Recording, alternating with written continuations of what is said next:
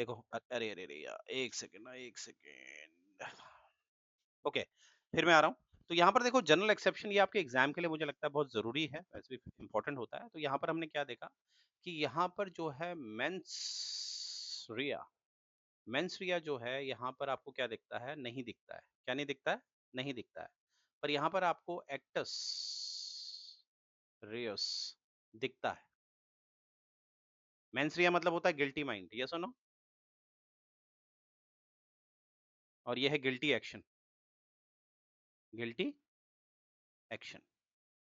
तो यहाँ पर कुछ एक्शन हमें गिल्टी तो दिखता है, परंतु माइंड नहीं दिखता। उस केस में हमें जनरल एक्सेप्शन क्या मिलता है? बड़ा इंटरेस्टिंग टॉपिक है।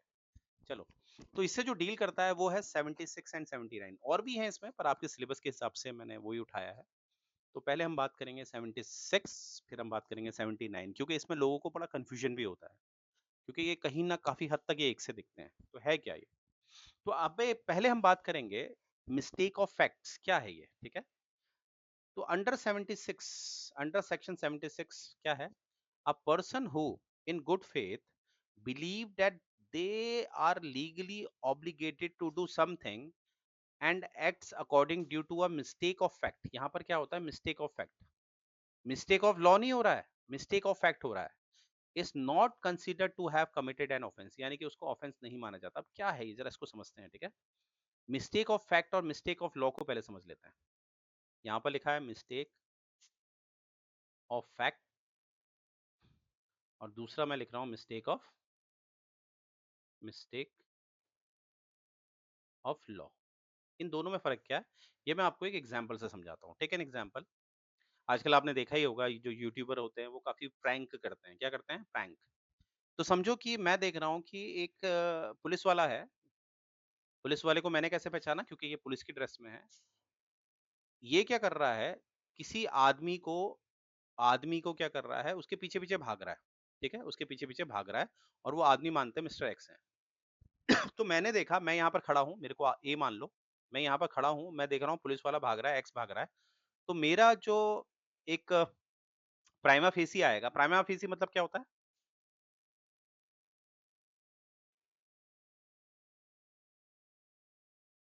बिल्कुल, जो हमें दिखता है। तो प्राइमा फेसिया मेरा एक्ट करता है। मैंने देखा कि भैया ये एक्स जरूर कहीं ना कहीं कोई गलत आदमी है। तो मैंने क्या करा, ए को क्या करा, दबोच लिया। क्योंकि मैं क्या देख रहा हूँ, पुलिस वाला इसका पीछा कर रहा है। तो मैंने एक्स को दबोच लिया। ठीक है, और उस दबोचने के चक्कर में एक्स को क्या हो गया? हार्म। ठीक है, मैंने थोड़ा हाथापाई करी और एक्स को दबोच दिया। तो उस चक्कर में क्या हो गया? एक्स को हार्म आ गया। अब यहाँ पर देखो हो क्या रहा है, मेरा जो एक्ट है, यानी कि एक्टस रिया है, मेरा क्या है? एक्टस रिया है। वो तो हमें दिखता है, क्योंकि मैंने क्या कर दिया, मेरे एक्शन से किसी को क्या हो गया? हार्म। ठीक है, मैंने हार्म कर दिया ना। पर मेरा मेंस रिया नहीं दिख रहा है। पर मेंस रिया है क्या मेरा? नहीं, मेरा कोई गलत। ठीक है, यहाँ पर तो मेरा पॉजिटिव इंटेंशन है। पर हुआ क्या है कि मैंने आपको पिछली क्लास में पढ़ाया था कि कभी कभी मेंस रिया ना हो तब भी चलेगा। एक्टस रिया में हार्म हो रहा है तो आपको पनिशेबल होगा। पर यहाँ पर मुझे बाद में पता चल रहा है कि भैया ये पुलिस वाला है ही नहीं, और ये एक्स जो है ये चोर है ही नहीं। ये तो मूवी की शूटिंग चल रही थी। क्या चल रही थी? मूवी की शूटिंग। तो ये सारा का सारा क्या था? ये एक मिस्टेक ऑफ फैक्ट्स हो गया। क्या हो गया? ठीक है, मुझे पता ही नहीं चला। मुझे तो लगा ये पुलिस वाले की ड्रेस में, मैंने सोचा पुलिस वाला है। मैंने अपनी एक जो मेरी सोसाइटी के प्रति ड्यूटी है मैंने वो निभाई। तो मुझसे ये मिस्टेक ऑफ फैक्ट हो गया। तो मुझ पे जो मैंने इसको हार्म किया है, मेरे ऊपर कोई भी केस नहीं चलेगा। ये हार्म जो है वो ऑफेंस नहीं आएगा मेरे लिए। तो ए को किसी भी तरह से ऑफेंस की कैटेगरी में नहीं डाला जाएगा, ऑल्दो उसने एक्स को हार्म पहुंचाया है। क्या मैं समझा पाया? अब है mistake of law. Mistake of law के लिए इसका एक सिंपल सा एग्जांपल है, काफी फेमस है। Take an example. मैं क्या कर रहा हूं, मैं दुबई से दुबई गया, और वहां से मैंने क्या करा, 2 kg सोना ले लिया, गोल्ड ले लिया, और उसको मैं ला रहा हूँ भारत। ठीक है, अब देखो ऑब्वियसली सोना खरीदना कोई बुरी बात नहीं है, मैंने बकायदा इसके पैसे दिए हैं। पर इंडिया में इस तरह से मैं सोना नहीं ला सकता, ये सुनो। तो इसमें देखो, ये तो इसे तो कहते हैं कि मेरा कंसर्न होना चाहिए ना, मुझे पता होना चाहिए इंडिया में मैं इस तरह से गोल्ड नहीं ला सकता भाई, चुपके से इस तरह से, राइट? तो ये तो मिस्टेक ऑफ लॉ हो गया है। मैंने कानून की अनदेखी कर दी है। इसका एक और एग्जाम्पल है। कि इमेजिन करो मैं किसी को पसंद करता हूँ और वो लड़की है 17 साल 6 महीने की। वो लड़की है 17 साल 6 महीने की और मुझसे शादी कर देता हूँ। मैं उससे शादी कर लेता हूँ। तब भी ये मिस्टेक ऑफ लॉ होगा। तब भी ये क्या होगा? Mistake law. क्योंकि लॉ कहता है कि लड़की की एज कितनी होनी चाहिए मिनिमम? 18 ईयर। तो मिस्टेक ऑफ लॉ नहीं होना चाहिए, ठीक है? मिस्टेक ऑफ फैक्ट्स होना चाहिए। एक्सेप्शन में क्या होना चाहिए? Mistake of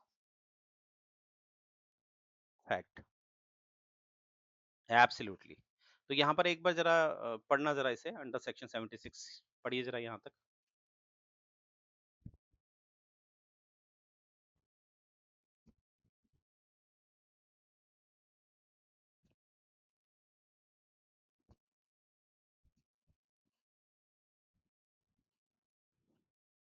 done. अब देखो इसी के एग्जाम्पल है, क्या है? A soldier following order from a superior officer and conforming to the law fires upon the mob. अब भैया सामने क्या है? एक सोल्जर खड़े हैं, सोल्जर खड़ा है, सामने मॉब आ रहा है, वो पथराव कर रहा है ना? पत्थर फेंक रहा है और उसके ऑफिसर ने उसे कहा कि तुम अब फायर कर सकते हो। तो इस सोल्जर ने फायर कर दिया, तो काफी लोगों की जान चली गई। अब बताओ, क्या इस सोल्जर पे कोई केस होगा?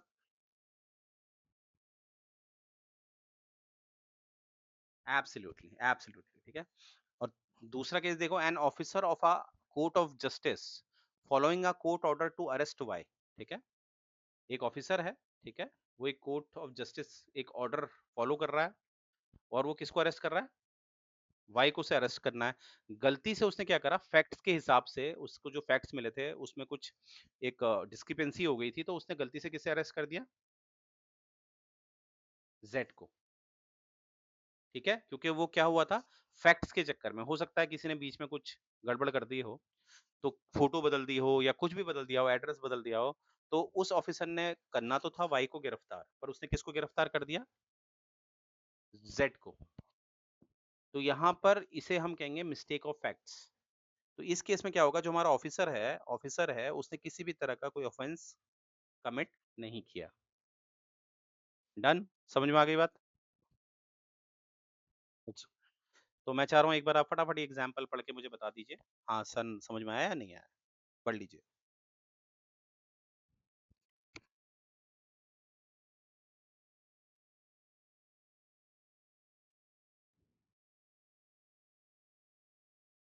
डन। चलो नेक्स्ट देखते हैं। अब है सेक्शन 79। अभी हमने देखो, अभी हमने क्या पढ़ा? सेक्टर 76। अब पढ़ेंगे 79। देखो 79 और 76 बिल्कुल सिमिलर है, बिल्कुल सिमिलर है, पर डिफरेंस कहाँ पर है मैं बताता हूँ। आई रिपीट, 76 एंड 79, अगर इनके आप प्रोसीजर की बात करोगे, बिल्कुल सेम है। प्रोसीजर बिल्कुल सेम, ठीक है। बट डिफरेंस कहाँ पर आता है? क्वेश्चन है कि डिफरेंस कहाँ पर आता है? डिफरेंस आता है जब बात होगी आपके 76 की, तो ज्यादातर वहां पर बात आती है ड्यूटी की। यानी कि 76 में आपके ज्यादातर कौन होते हैं? वो स्टेट का आदमी होता है। किसका आदमी होता है? स्टेट का। जैसे I give you one example. अगर कोई गलती पुलिस वाले की हो जाती है, किसकी हो जाती है? पुलिसमैन की। ठीक है, कुछ फैक्ट्स को लेके कुछ गड़बड़ हो गई है, तो पुलिस वाला जो है उसको जो एक्सेप्शन मिलेगा वो कौन से सेक्शन से मिलेगा? 76। और वहीं पर अगर जो 79 है, वो आपका एक्सेप्शन देता है, किसको देता है? वो देता है जो राइट्स को फॉलो करते हैं, अधिकारों को, जैसे कि कॉमन मैन, पीपल। जैसे मैंने एग्जांपल दिया था, मैंने देखा कि पुलिस वाला भाग रहा है किसी चोर के पीछे, ऑल्दो वो सारा स्क्रिप्टेड था, पर मैंने तो अपनी ड्यूटी निभाई ना। राइट्स एंड ड्यूटीज कर देंगे। तो यहाँ पर जो मैंने किया, तो मुझे जो कॉमन आदमी है उसको यहाँ पर क्या मिलता है? एक्सेप्शन। तो बस यही डिफरेंस है 79 और 76 में। 76 is basically for the statesman and 79 is basically for the common man. अब जो मैंने आपको समझाया, एक बार इस 79 को पढ़ लीजिए और मुझे बताइए समझ में आया नहीं आया।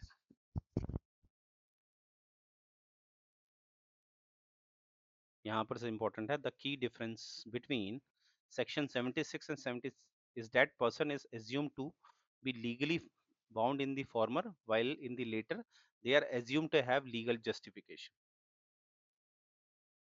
This means the distinction lies between a real or perceived legal obligation However, both sections require a sincere attention to act in accordance with the law without guilty mind.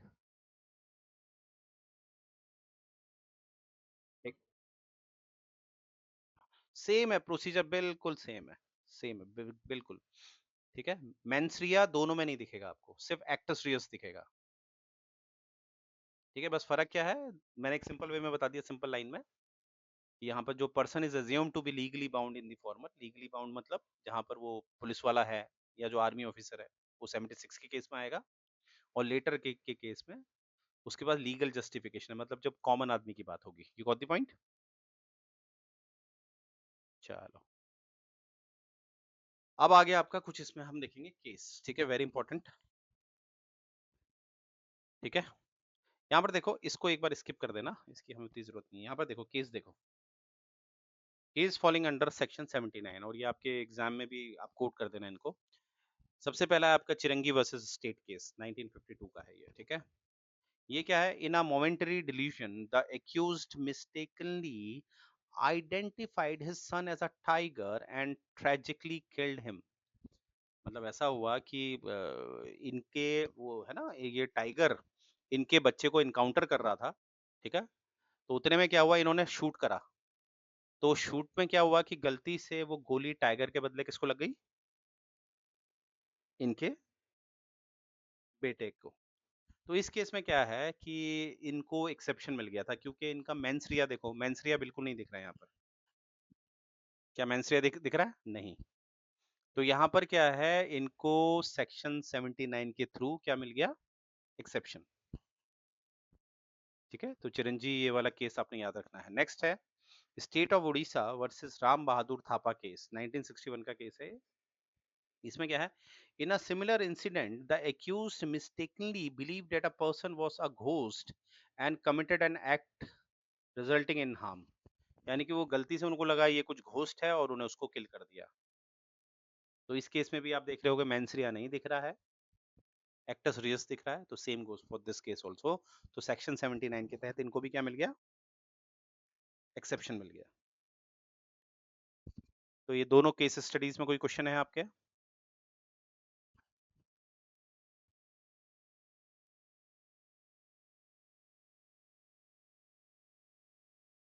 Absolutely absolutely. पर exactly क्या था कि इसमें बड़ा interesting सा था, क्योंकि अच्छा, ये ऐसा पता क्या होता है कि इसमें बेसिकली क्या हुआ था ना, जितना मुझे पता है इस बारे में, कि इसने प्रैंक खेला था इनके साथ। जैसे मैं आपके सामने आ जाऊं, अचानक आप रात को जा रहे हैं, आपके पास गन है, आप रास्ते में चल रहे हैं, और मैंने अपना ड्रेसअप वैसा पहन रखा है कि आपको डराने के लिए। तो आपने मुझे आप मुझे फायर तो करोगे। हाँ, क्लियर। चलो गुड। नेक्स्ट, अब आ गया आपका section 80। This is very interesting, right? Section 80, इसमें क्या है आपका exception, the third general exception deals with act committed by accident. अब यहाँ पर हमने पहले भी टॉट में भी पढ़ा था, एक्सीडेंट के केस में, एक्सीडेंट के केस में भी आपका मेंसरिया तो होता नहीं है, वो ऑल ऑफ अ सडन होता है, राइट? थोड़ा बहुत उसमें आपको नेग्लिजेंस दिख सकता है, और कभी कभी तो हमें क्या दिखता है, नेग्लिजेंस भी नहीं होता है। कभी कभी कहता है ना, एक्सीडेंट तो जब होना अचानक ही होता हो। तो यहाँ पर क्या है कि the third general exception deal with the act committed by an accident. According to section 80, no offense is committed when an act is done unintentionally or by misfortune।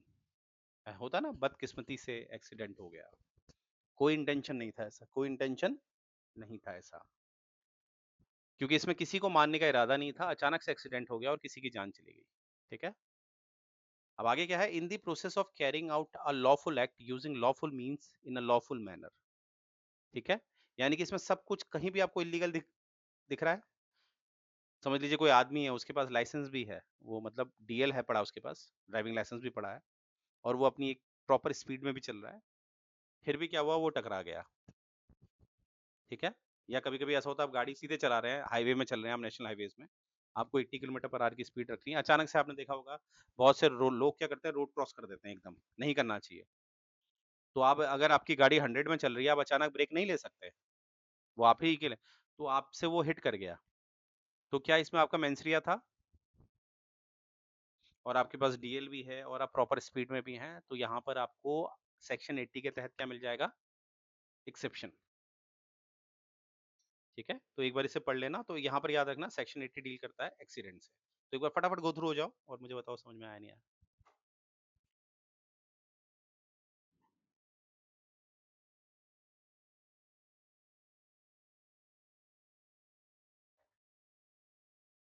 ठीक है, चलो अब यहाँ पर देखो आपका एक केस स्टडी यहाँ पर हमें दिखा रखा है। हुआ क्या था, लेट्स ए क्या कर रहा है, कुल्हाड़ी से काम कर रहा है। ठीक है, और हुआ क्या, वो कुल्हाड़ी से लकड़ियां काट रहा है, तो उतने में क्या हुआ, उसका जो आगे का होता है ना, जो मेन पार्ट होता है, वो आगे किसी के सर में चला गया, वो निकल गया गलती से और किसी के सर को उसने पूरी तरह से डैमेज कर दिया। ठीक है, जिससे सामने वाले की क्या हो गई, डेथ हो गई।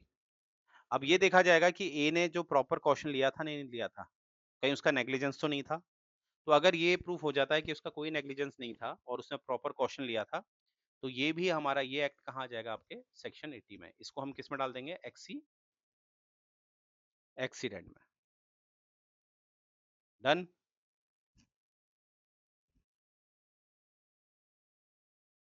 आ जाओ, आगे क्या कहता है, an accident is something that occurs unexpectedly, बिल्कुल सही बात है, outside the normal course of event, it involves the idea of something fortuitous and unforeseen, यानी कि हमारा प्लान तो होता ही नहीं है। एक्सीडेंट कहाँ प्लान होता है भाई, तो मेंसरिया को तो मतलब ही नहीं हुआ। And injury is concern to be caused accidentally, यानी कि इंजरी जिसको हुई है उसमें ये जरूर देखा जाएगा, वो मेंसरिया बिल्कुल नहीं होना चाहिए, उसमें एक्सीडेंटली होना चाहिए। When it is neither intentional not due to negligence, negligence भी नहीं होना चाहिए। जैसे एक्सीडेंट के केस में हमें ये देखना है, कहीं पर ये आ गया ड्रिंक एंड ड्राइव, यानी कि आपने एक्सीडेंट किया है और आप दिख रहे हो एकदम नशे में दिख रहे हो, तो क्या आपको जब सेक्शन 80 के तहत एक्सेप्शन मिलेगा? बिल्कुल भी नहीं, क्योंकि आपका केस बनेगा ड्रंक एंड ड्राइव का, क्योंकि आपकी ड्रिंकिंग क्या दिखाती है, आपका negligence. While driving you can't drink. तो हमें इस बात का ध्यान देना पड़ता है कि अगर आप सेक्शन 80 का एक्सेप्शन ले रहे हैं इन केस ऑफ एक्सीडेंट, तो वहां पर और चीज भी मायने रखती है, राइट। फॉर एग्जाम्पल आपका नेग्लिजेंस मैटर रखता है, राइट। क्या मैं समझा पाया? एग्जाम्पल देखो, during a game of cricket, if अ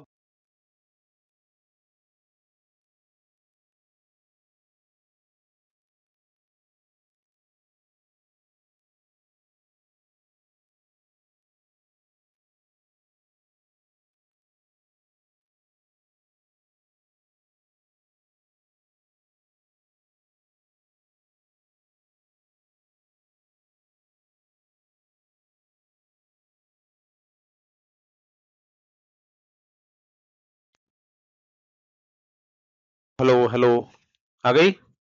हाँ कुछ नहीं, वो माइक डिस्चार्ज हो गया था, दूसरा यूज कर रहा हूँ। हाँ, मैं कह रहा था एक बार आप ये जरा पढ़ लीजिए दोनों और मुझे बताइए समझ में आया नहीं आया।